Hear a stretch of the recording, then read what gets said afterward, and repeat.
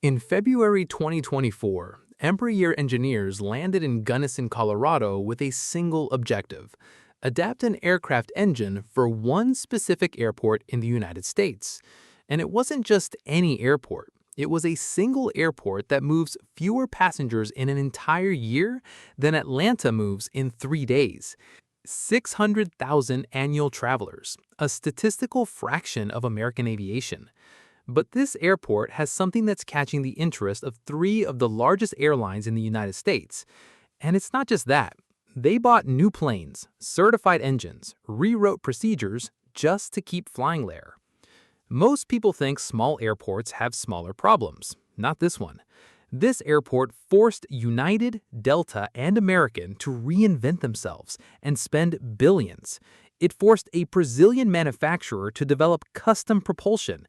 It forced an industry that barely agrees on anything to agree on one thing. So the question isn't why this airport is difficult. The question is, what's at stake here that justifies $1 billion? The airport is called Aspen, Pitkin County. It sits at 7,820 feet of elevation, higher than Denver. It's surrounded by mountains that make every approach technically difficult. The runway is 8,000 feet long, and the separation between runway and taxiway is just 320 feet, when the modern FAA standard demands 400. Aspen isn't just an airport. It's the gateway to the most established luxury destination in North America. $30 million homes, hotels charging $5,000 a night in peak season, billionaires flying private every winter weekend. And here's the paradox. Those 600,000 passengers a year represent one of the highest revenue densities per passenger of any American airport. United, Delta, and American don't compete here for volume. They compete for the passenger who pays $1,500 for a round-trip ticket in winter, without hesitating. Aspen's success as a destination created exactly the problem nobody wanted to solve. The airport is too small for the demand it attracts, and it's too important for any airline to abandon. Today, we're analyzing how a single airport rewrote the strategy of three giants. We're going to look at the technical problem nobody wanted to pay to solve, a race where exiting isn't an option, but continuing costs a fortune. Here's where the story almost broke. In 2019, a technical working group studied whether the E177 could replace the CRJ-700 in Aspen.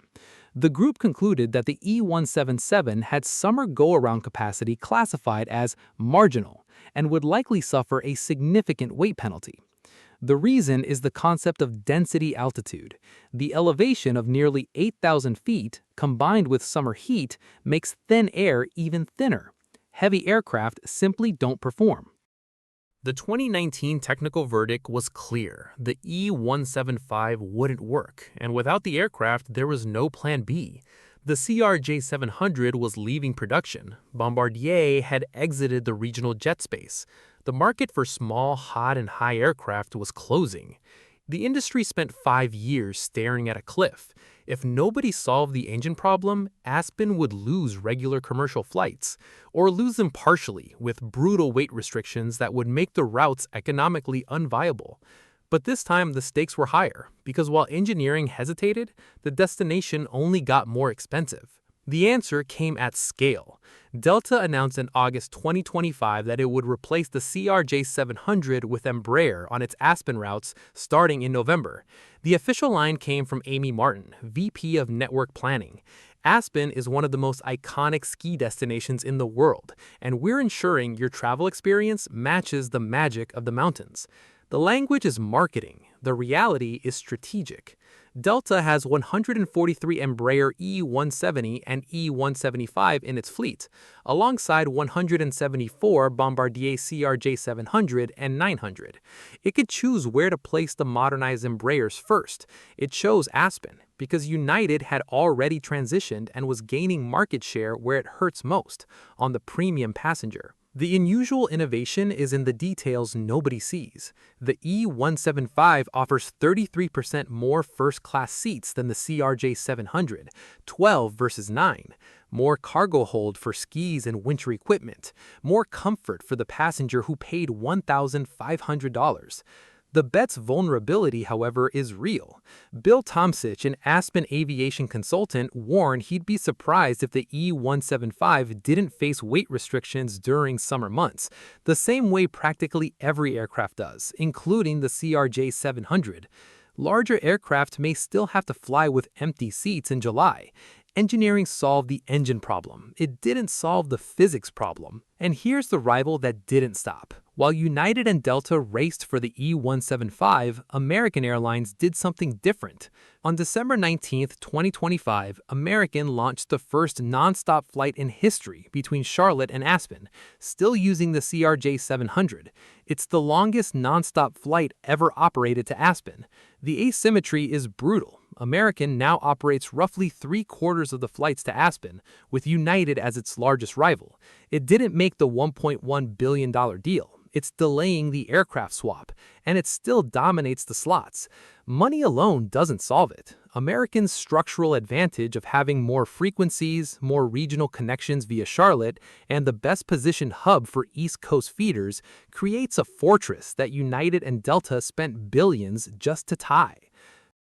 Three of the largest airlines in the United States are betting billions on an operation that represents less than 1% of their total business, and none of them can afford to leave. Because Aspen isn't about 600,000 passengers. It's about who those 600,000 are. It's about brand identity, high net worth loyalty, and the credibility that comes from serving the most aspirational segment of American aviation. And this is where the trap closes, because once United committed $1.1 billion to custom engineering, the calculus changed for everyone else.